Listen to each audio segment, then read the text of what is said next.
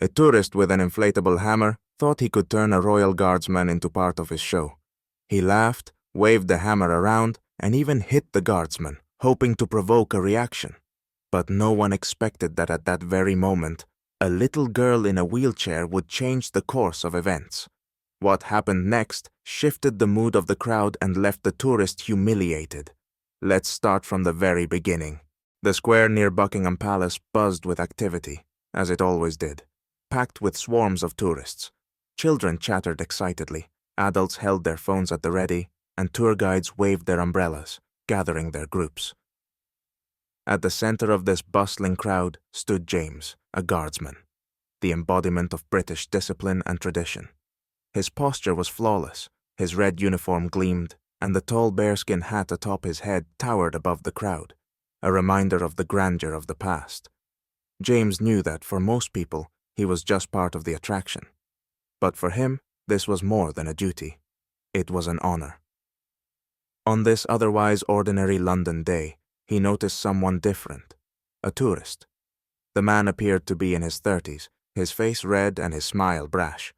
A baseball cap was pulled low over his forehead, and in his hand, he clutched an inflatable hammer, a ridiculous souvenir likely bought from a nearby stand.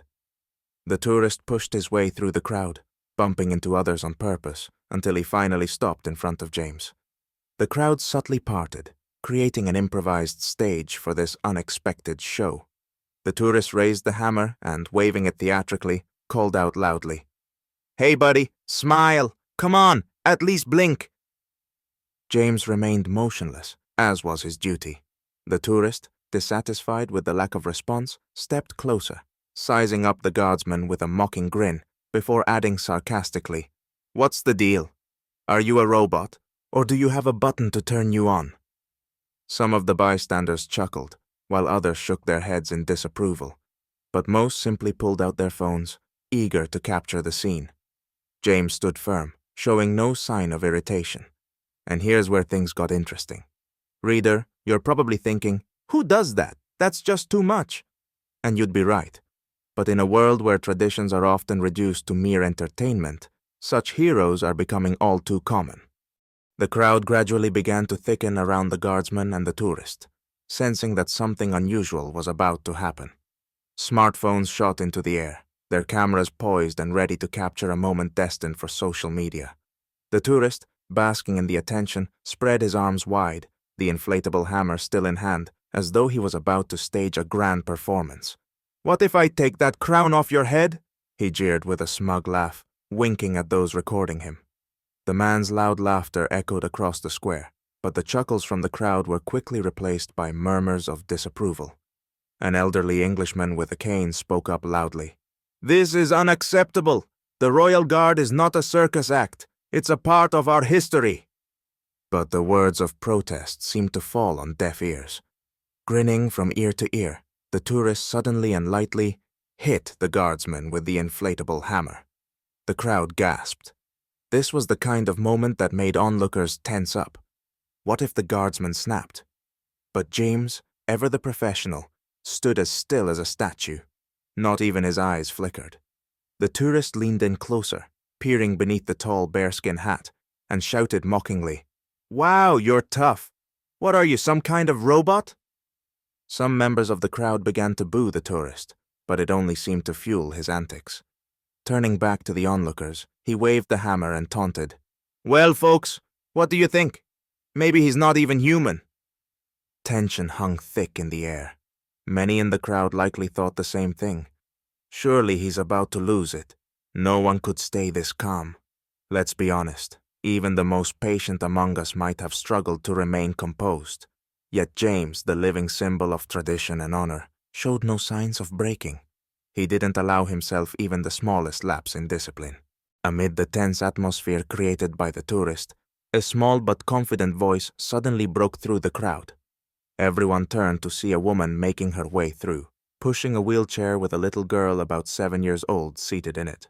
The girl had chestnut hair tied into a ponytail and a pale but glowing face. She looked up at the guardsman with wide eyes filled with admiration. "He's a real hero," she whispered softly, as if afraid her words might wake the living statue. For the first time, James, who had remained the embodiment of royal discipline, felt something stir inside him. His duty was clear: to remain still, to be a monument. But the sincerity in the little girl's gaze was impossible to ignore. Hesitating for just a moment, he did the unthinkable. He broke protocol. Slowly, James removed the white glove from his right hand, stepped forward, and bending slightly, handed the girl a small pin bearing the emblem of the Royal Guard. The crowd froze. A moment of absolute silence gave way to thunderous applause. People raised their phones, capturing this unique event. Even the tourist with the inflatable hammer looked stunned. His bravado suddenly evaporated. "Thank you," the girl's mother whispered, her voice trembling with emotion. The little girl held the pin as though it were her most precious treasure. James returned to his post, once again becoming the motionless figure he was meant to be. But now, he was more than just a symbol of tradition. He was a person who had shown that even in the strictest roles, there is room for humanity. Voices rose from the crowd. "That's a real guardsman. That's what honor looks like." Even those who had laughed at his stoicism earlier now looked at him with respect. It was a moment no one would forget. As the noise from the crowd began to die down, a voice called out from the back.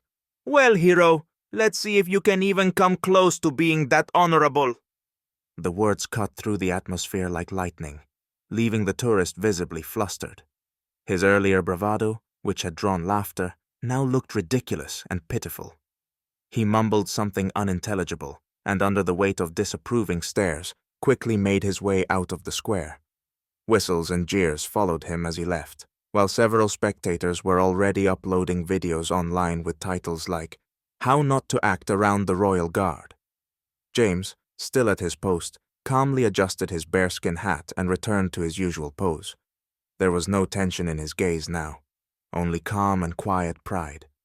What could have been just another day of testing the limits of tradition had instead become a powerful reminder of the importance of respect.